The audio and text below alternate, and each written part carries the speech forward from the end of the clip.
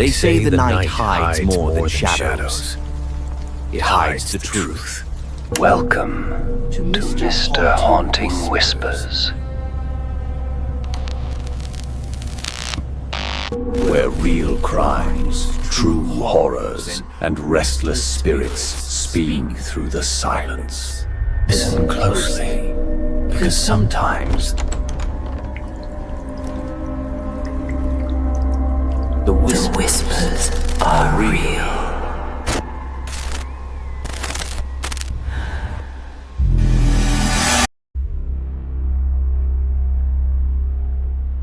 My name is Evan Rourke, and I was the overnight voice for station 109.4 FM, a small local radio station out of New Haven. We didn't have much of a budget or audience, but those few who listened, they were loyal. Truck drivers, insomniacs, security guards on graveyard shifts. The kind of people who only feel real when the rest of the world is asleep. My show aired from midnight to 4 a.m. 4 hours of music, open lines, and the soft static of loneliness. It was called the Nightline Hour. For 7 years, it was the same routine. I'd take the bus to the station, make a cup of burnt coffee, and flip on the on-air light, my only company, that red glow in the booth window. Until one night, about a year ago, I got a call I'll never forget. It came in around 2:07 a.m., a woman's voice, steady, quiet, trembling just slightly. "You don't know me," she said, "but I wanted to tell you, you saved my life." I froze. She said she'd been listening for months, every night, every song, that my voice had kept her from doing something final. I remember thanking her, trying to keep my tone light, professional, kind. Then she said something strange. "You don't have to thank me, Evan. Not yet." The line went dead. At the time, I chalked it up to emotion. Radio attracts all kinds of lonely people, and I'd gotten my share of cryptic messages before. But something about the way she said, "not yet," stayed with me. The next night, at almost the exact same time, the phone rang again. Same number, same voice. "There's going to be a fire downtown tomorrow. A small one. Nobody will die, but it'll start near the flower shop on 8th Street. And then she hung up. I remember sitting there staring at the phone, the hum of the board in my ears. Half of me wanted to dismiss it, the other half couldn't. The next day, I turned on the news. A short segment, barely 30 seconds long. Electrical fire on 8th Street. Small damage, no injuries. Exactly as she said. The next week, she called again. "Don't go near the freeway tomorrow night." I didn't. The following morning, I woke to headlines. Multi-car pileup on I-91 just past the overpass I drove every night home. One of the victims was a man in his 40s, dark hair, worked in radio. The article said his name was Evan Rourke. It was an old story from 1998. I was born in 1980. That's when I started recording the calls.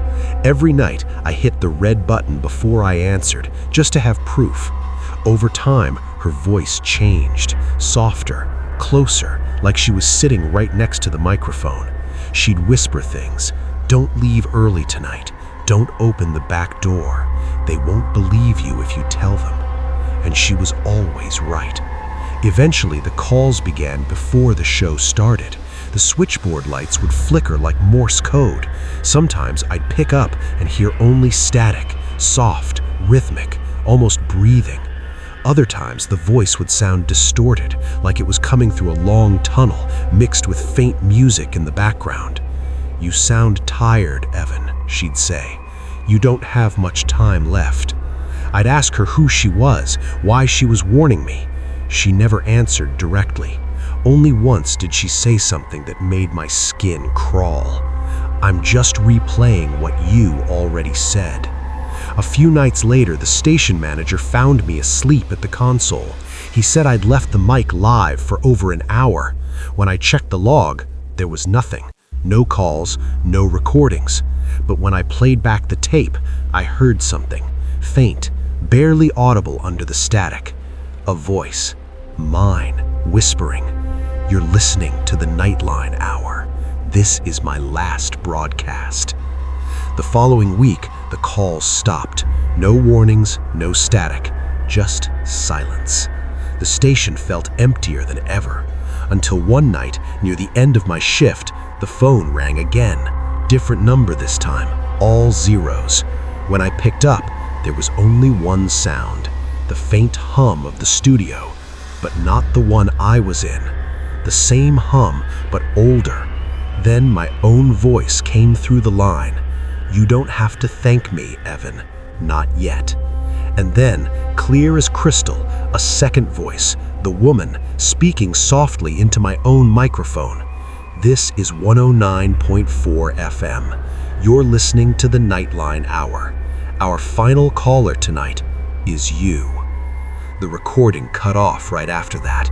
The tape still exists. The station keeps it locked away, labeled Incident File 9/14. They play it once a year on the anniversary of the broadcast. Only staff are allowed to listen. But sometimes, around 2:07 a.m., long after the station closes, the on-air light still flickers red.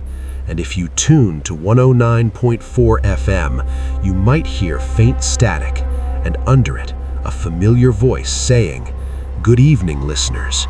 You're tuned in to the Nightline Hour. I'm your host, Evan Rourke, and this is my last broadcast." There's a sound that lingers long after silence, the kind that doesn't fade but waits. Maybe it's the echo of a name we were never meant to hear again. Maybe it's the weight of a memory refusing to rest. A voice, a note, a whisper caught between time and truth. Tonight, we listened to those echoes, the ones that lived in rooms, in wires, in walls, and in the fragile space between forgiveness and forgetting. But some echoes don't belong to the past. Some reach forward, calling us from where we haven't yet been. And if you ever wake in the middle of the night, hearing something soft beneath the quiet, a voice that knows your name and speaks like it remembers you, don't answer it. Because sometimes the things that whisper in the dark aren't trying to be heard, they're trying to return. You've been listening to Mr. Haunting Whispers. Real stories, real fears. Until next time, keep your lights low and your mind open. You've been listening to Mr. Haunting Whispers, where every truth leaves a scar. If the story unsettled you, good. That means you were listening. Subscribe and stay close to the dark, because the next whisper might be for you.